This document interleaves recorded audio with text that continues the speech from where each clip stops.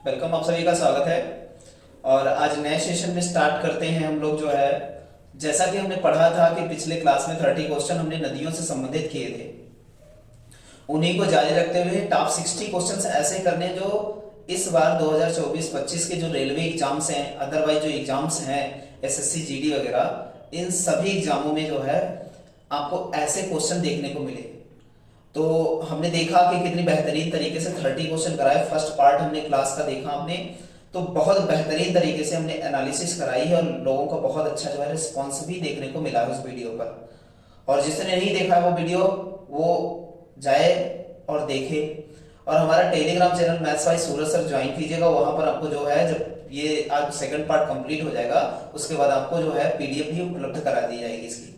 ठीक है, स्टार्ट करते हैं। और 31 क्वेश्चन, पहला क्वेश्चन है आज का। तो आज का 31 नंबर क्वेश्चन है, पहला क्वेश्चन है आज का। आज का पहला क्वेश्चन कहता है कि क्षिप्रा नदी निम्नलिखित में से किसकी सहायक नदी है। और क्षिप्रा नदी किसकी सहायक नदी है, और ये कई बार, एक नहीं कई बार ऐसा सवाल जो है हमारे एग्जामिनेशन में पूछा गया और हम लोग इनको बहुत बेहतरीन तरीके से इनकी सहायक नदियां देखेंगे। तो क्षिप्रा नदी जो है किसकी सहायक नदी है? चंबल की सहायक नदी है। चंबल की सहायक नदी है क्षिप्रा नदी। तो ऑप्शन नंबर क्या हो जाएगा हमारा? ऑप्शन नंबर जो है बी हो जाएगा। ठीक है, बहुत इंपॉर्टेंट है हमारा।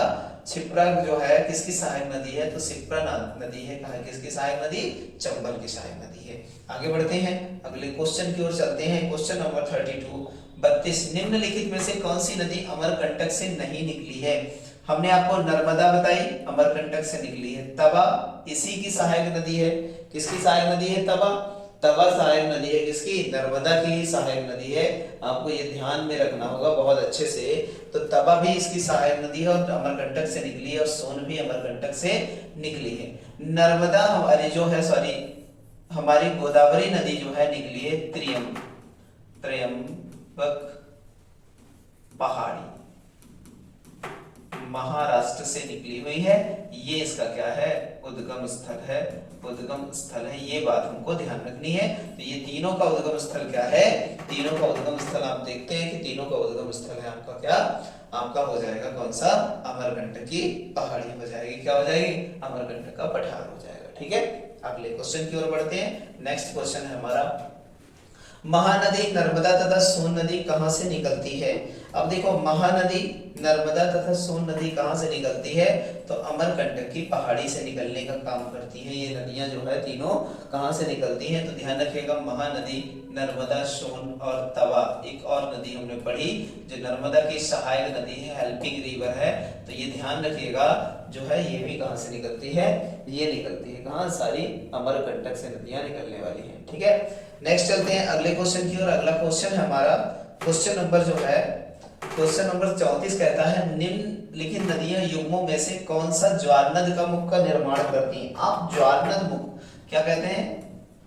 ज्वारनद मुख क्या बात करते हैं? ज्वारनद मुख की बात करते हैं जब कभी, तो ज्वारनद मुख की जब कभी बात करेंगे हम लोग। ठीक है, तो देखो, ज्वारनद मुख का नाम हमने बताया जहां जहां पर अगर लिखा हो एस्चुरी, एस्चुरी या ज्वारनद मुख एक ही बात है।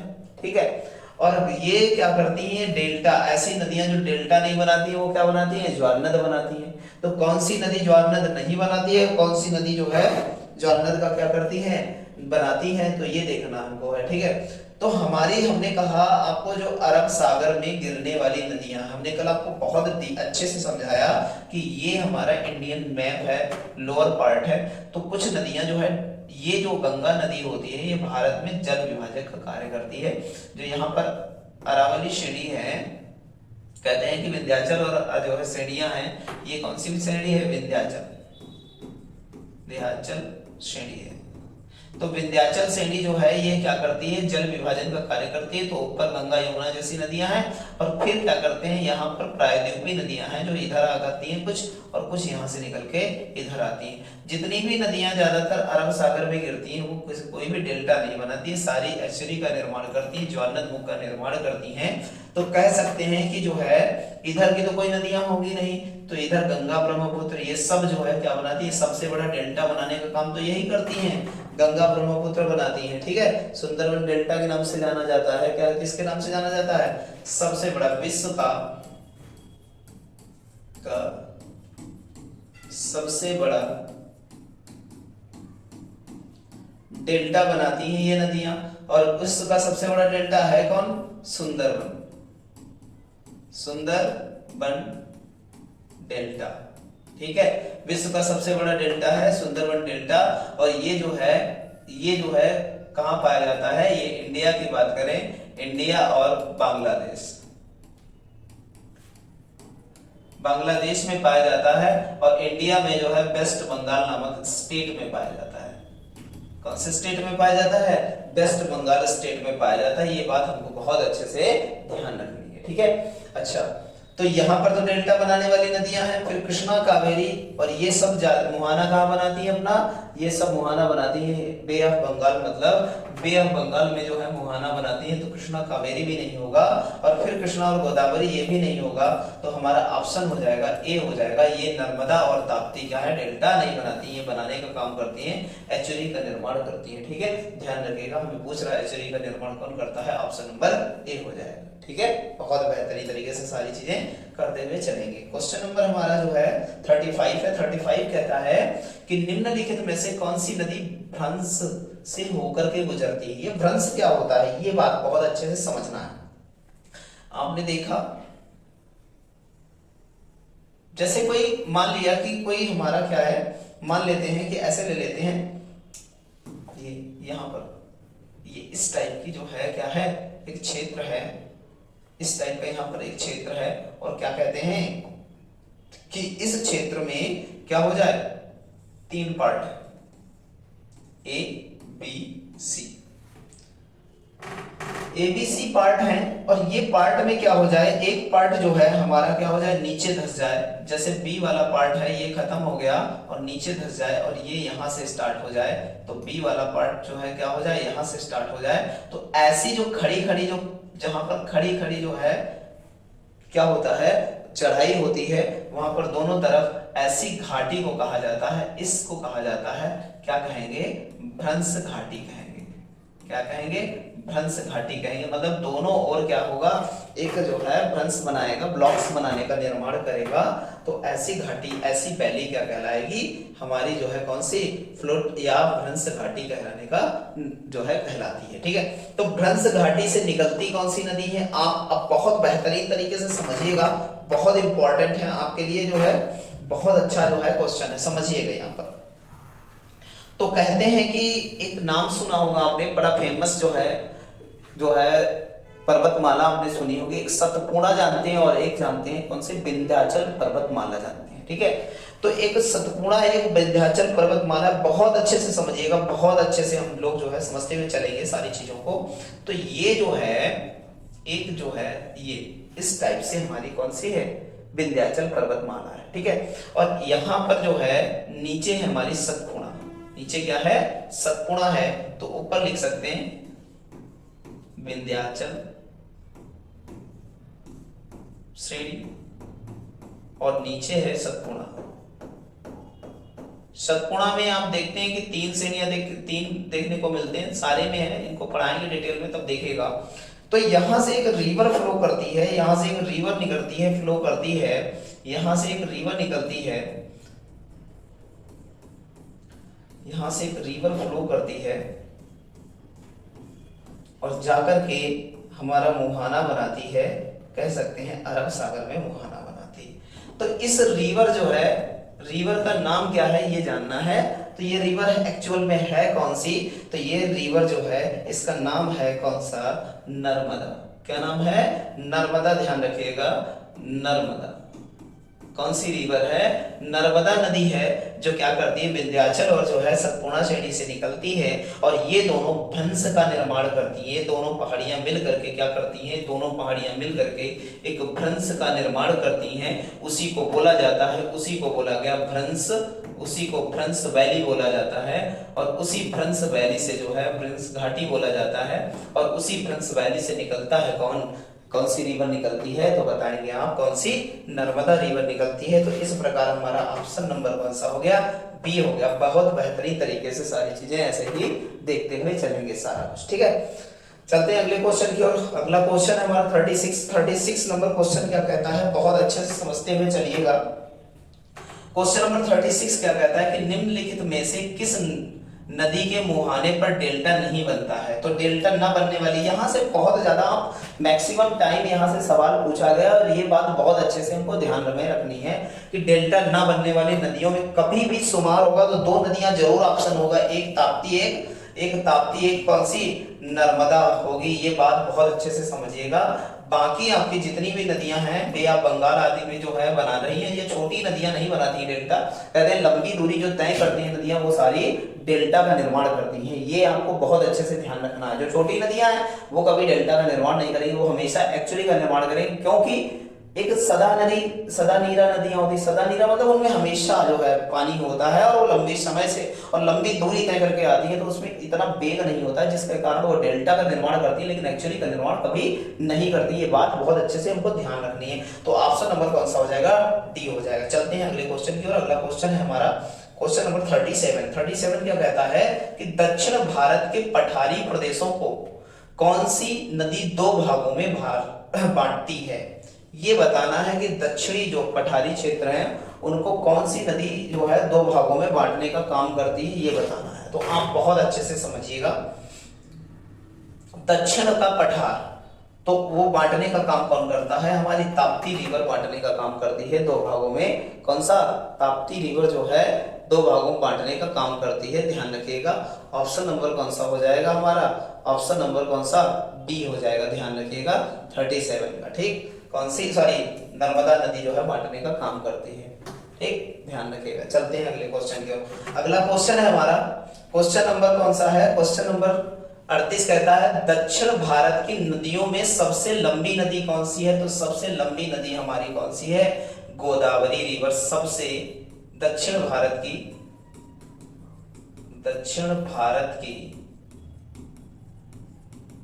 सबसे लंबी नदी है, ध्यान रखिएगा। इसे भैया दक्षिण की गंगा भी कहा जाता है, इसे भैया वृद्ध गंगा भी कहा जाता है, ये नाम याद रखिएगा। अच्छा, बड़ा कंफ्यूजन होता है, कावेरी को कहा जाता है दक्षिण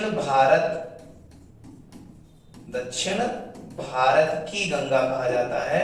तो ध्यान रखिए, दक्षिण की गंगा अगर खाली पूछा जाए तो क्या बताएंगे, गोदावरी बताएंगे।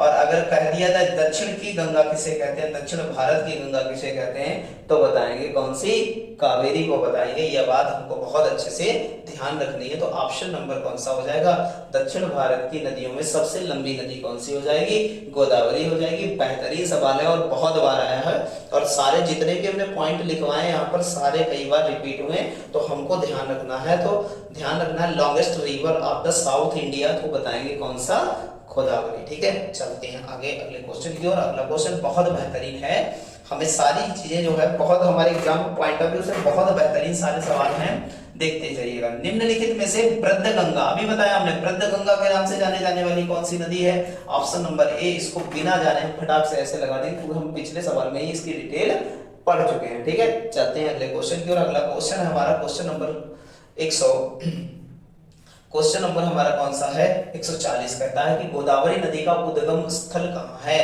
तो हमने बताया त्र्यंबकम गांव या त्र्यंबकम पहाड़। क्या ध्यान रखेंगे हम लोग, त्र्यंबकम पहाड़ी याद रखेंगे, पहाड़ी या त्र्यंबकम गांव या त्र्यंबकम पठार से होकर के निकली है। ये बात हमें बहुत अच्छे से ध्यान रखनी है। ऑप्शन नंबर बी हो जाएगा। बहुत इंपॉर्टेंट क्वेश्चन है और बहुत मतलब कह सकते हैं आपके लिए मोस्ट इंपॉर्टेंट है। ये कई बार एग्जाम में आ चुका है इस टाइप का सवाल। चलते हैं, गंगा किसकी सहायक नदियां हैं ये बताना हमको है।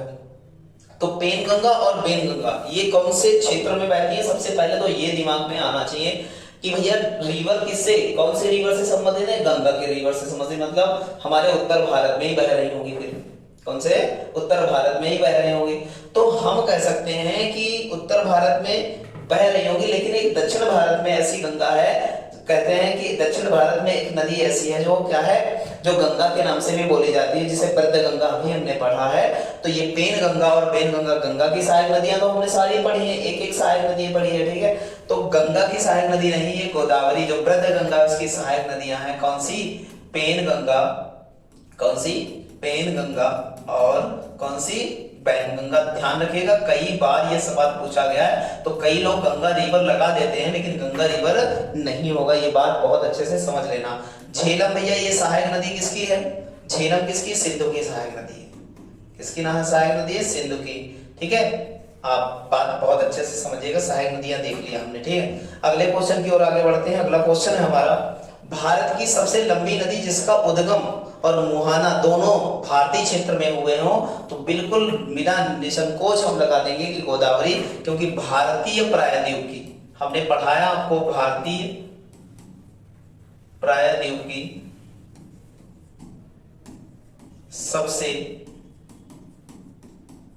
लंबी नदी अगर पूछा जाए तो आप बिल्कुल निसंकोच बता देंगे कौन सी नदी है, कौन सी नदी, गोदावरी नदी है बताएंगे। कौन सी बताएंगे, गोदावरी नदी है।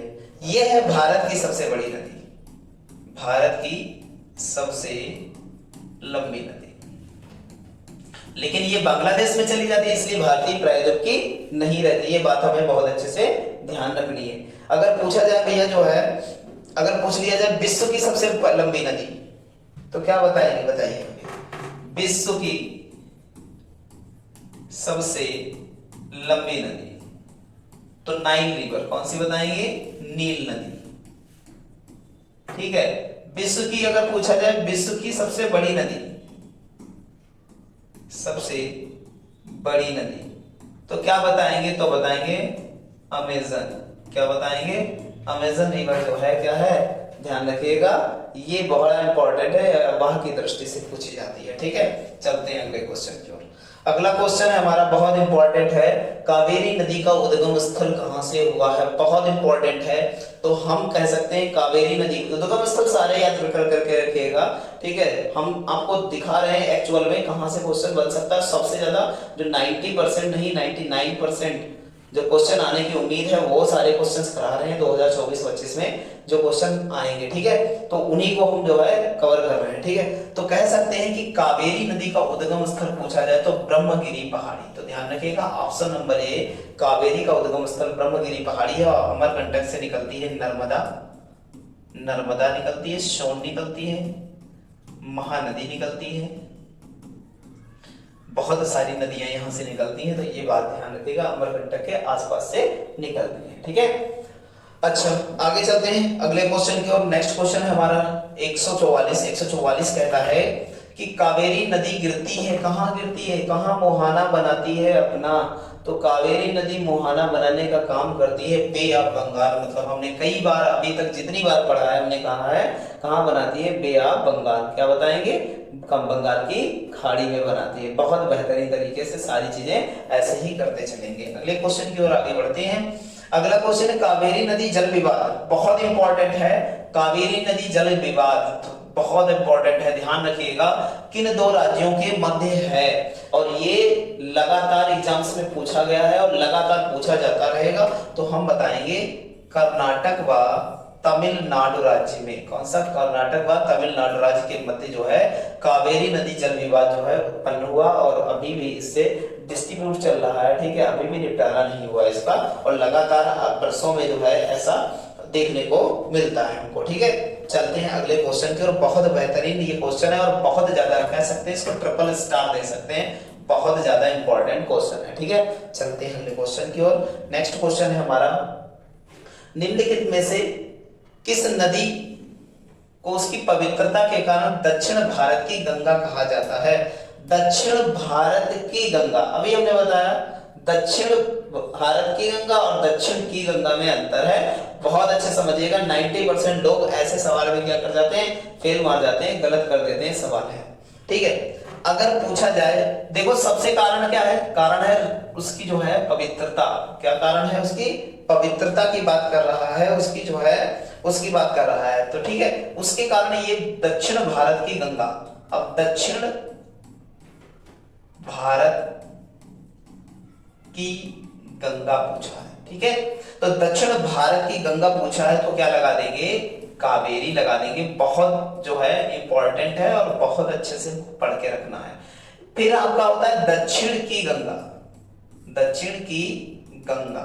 अब देखो दोनों चीजें बहुत अच्छे से क्लियर कर रहे हैं। गोदावरी, क्या कहेंगे, गोदावरी कहेंगे, क्या कहेंगे, गोदावरी कहेंगे। ये बात बहुत अच्छे से समझ में आना चाहिए। दोनों इंपॉर्टेंट है, दोनों बड़ा कंफ्यूज करती हैं। तो दक्षिण जिसमें भारत लगा हो वो कावेरी लगा देंगे, जिसमें भारत ना लगा हो वो क्या लगा देंगे, गोदावरी लगा देंगे। यही ट्रिक है समझने की, जानने की। तो बहुत अच्छे से इनको क्या है समझिएगा। चलते हैं अगले क्वेश्चन की ओर। अगला क्वेश्चन है हमारा, कृष्णा नदी का उद्गम स्थल किसके समीप है। तो कृष्णा नदी निकली है महाबलेश्वर से। कहां से निकली है, महाबलेश्वर से कृष्णा नदी निकली है। तो ध्यान रखिएगा ऑप्शन नंबर कौन सा हो जाएगा, ए हो जाएगा। ध्यान रखिएगा महाबलेश्वर से निकली है कौन सी, कृष्णा नदी। बहुत इंपॉर्टेंट है, जितने भी हम उद्गम बता रहे हैं सारे बहुत ज्यादा इंपॉर्टेंट है। ध्यान रखिएगा ऑप्शन नंबर कौन सा, ए हो जाएगा। नेक्स्ट क्वेश्चन, अगले क्वेश्चन की ओर चलें। पंचगंगा तथा दूधगंगा किसकी सहायक नदी है। अभी पेनगंगा और वेनगंगा देखा था हमने, अब पंचगंगा है और कौन सी, दूधगंगा किसकी सहायक नदी है, ये हमको समझना है। तो हमने देखा, अभी देखो समझिएगा बहुत इंपॉर्टेंट, पेनगंगा गंगा और वेनगंगा, पेनगंगा और किसकी, और वेनगंगा को देखा था।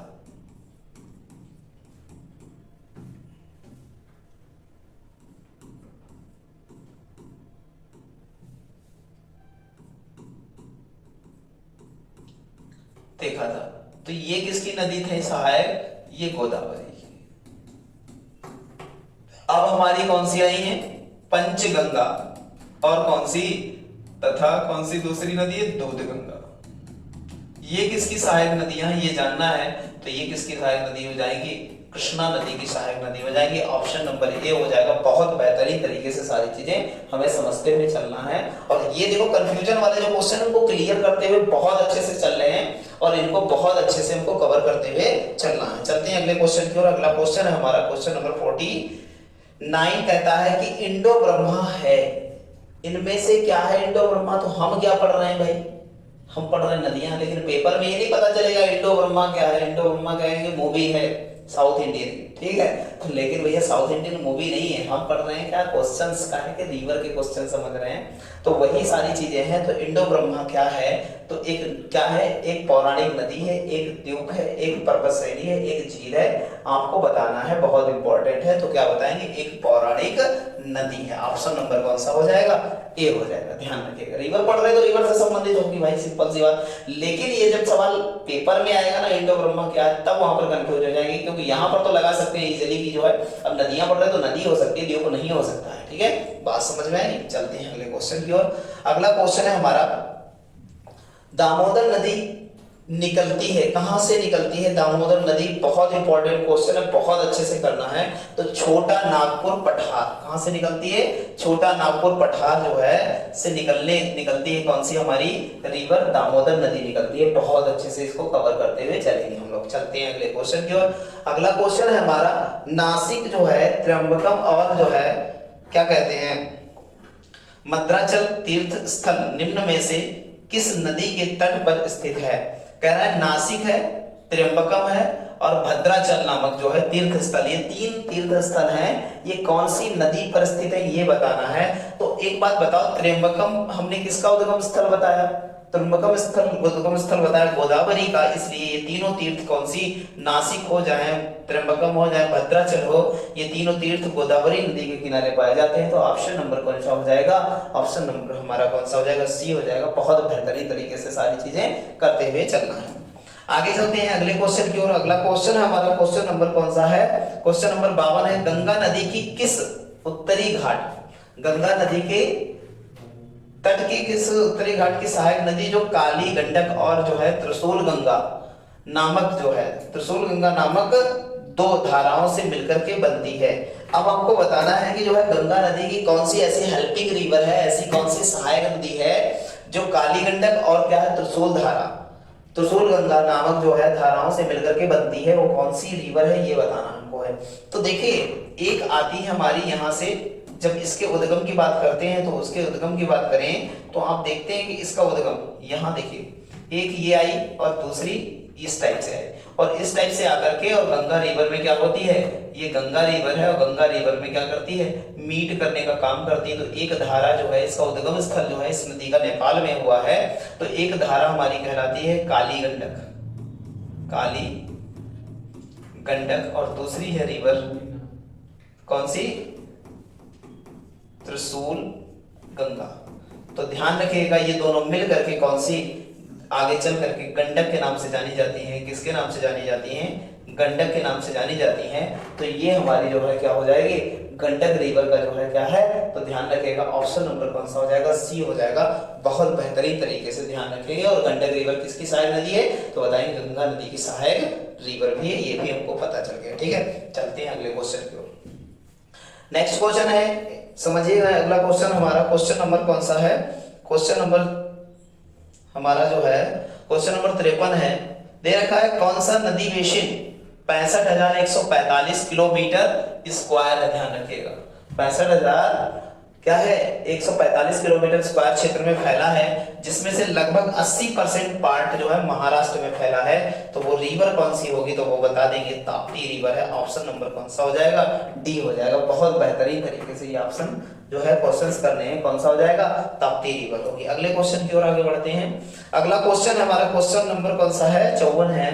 निम्नलिखित में से कौन सी नदी कश्मीर के दक्षिण पूर्वी भाग में बेरी नाग झील झरने से में निकलती है। तो भैया देखिएगा बेरी नाग, तो बेरी नाग झरना कुछ इस टाइप से यहाँ पर है, और यहाँ से एक रिवर निकलती है, ये कौन सा है, बेरी नाग झरना या बेरी नाग झील भी बोली जाती है। ठीक है, बेरी नाग झरने से निकलती है, और यहाँ से निकलती कौन सी है, रिवर, और जाकर के क्या होती है, एक रिवर यहाँ से आई है, पठार निकलती है यहाँ से ऐसे, तो इसमें जाकर के ऐसे मीट करने का काम करती है। वो रिवर जो है, ये जो इसकी जो हेल्पिंग रिवर है, ये कौन सी है, सिंधु रिवर, सिंधु की हेल्पिंग रिवर है वो, जो बेरी नाग झील से निकलती है। तो आप बताएंगे ये पाकिस्तान के मिठानकोट नामक स्थान पर क्या है, मिलती जाकर के है, ये बताइएगा भैया।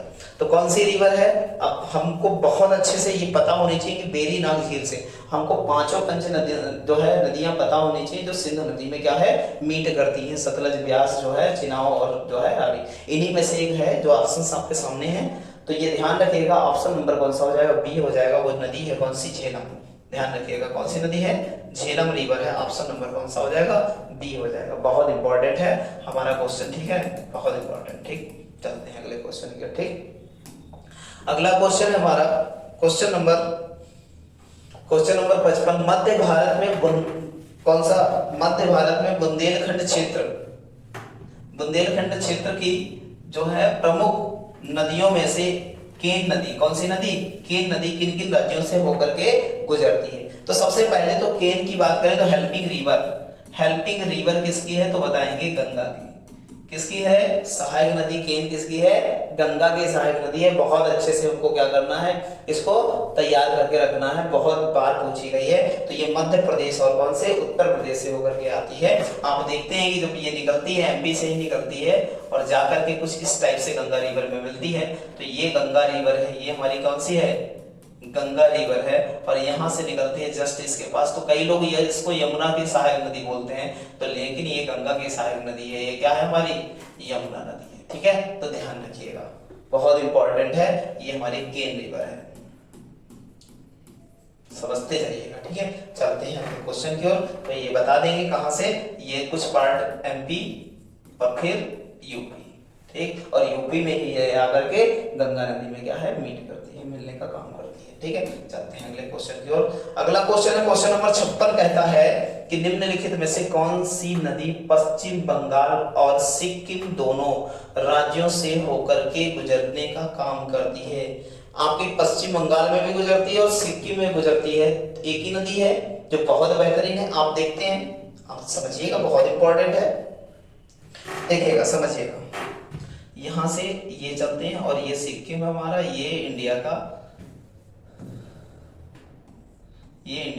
शेष भाग है। ठीक है, समझते रहिएगा।